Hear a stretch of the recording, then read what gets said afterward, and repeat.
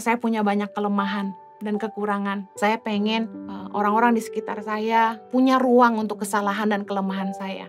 Mari kita pun lakukan yang sama buat orang lain. Kalau kita nggak mau dihakimi, ayo jangan hakimi orang lain. Seperti kita ingin diterima dengan segala kekurangan dan kelebihan kita, mari terimalah kelebihan dan kekurangan orang lain juga. Kalau kita tuh butuh kekuatan orang, jangan tolak kelemahannya. Karena semua orang datang dengan kelebihan dan kekurangan. Ketika kita menikah, pasangan kita datang dengan kekuatan dan kelemahan, kelebihan dan kekurangannya. Banyak orang tidak mau terima kekurangannya, hanya mau kelebihannya. Banyak orang hanya mau terima kekuatannya, tapi tidak bisa embrace kelemahannya. Sehingga tidak jarang pernikahan menjadi gagal, akhirnya berujung perceraian. Sama dengan pegawai-pegawai yang bekerja di perusahaan. Mereka mau kebaikan atasannya, tapi mereka nggak mau terima kekurangannya. Bosnya marah satu kali, langsung dicap jelek aja.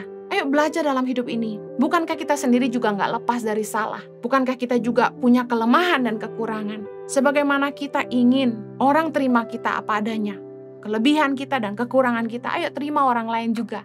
Beri ruang untuk salah dan kelemahan mereka. Jangan saling menghakimi. Lukas 6 ayat 37. Janganlah kamu menghakimi, maka kamu pun tidak akan dihakimi. Dan janganlah kamu menghukum, maka kamu pun tidak akan dihukum. Ampunilah, dan kamu akan diampuni. Kenapa kita sulit ngampunin orang?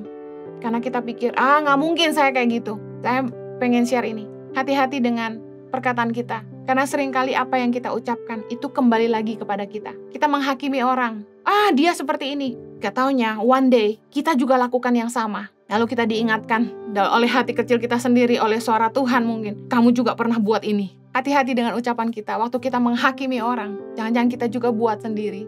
Ketika kita buat salah, bukankah kita ingin diampuni? Bukankah kita ingin diberi kesempatan lagi? Mari, ampuni orang lain.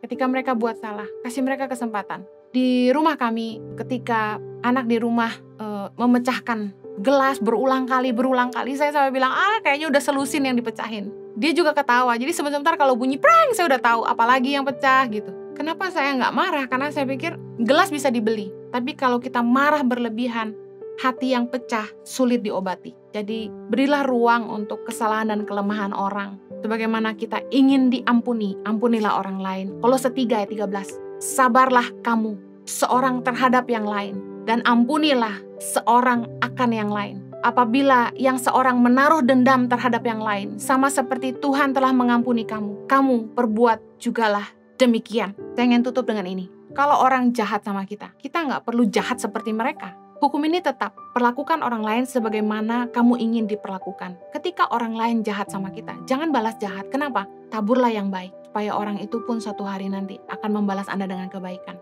Saya ngalamin ini. Ada orang yang nyakitin hati saya terus bertahun-tahun, tapi saya terus konsisten tabur kebaikan buat dia, tabur kebaikan, tabur kasih. Dan hari ini dia baik sama saya, dan saya terus tabur kasih buat dia.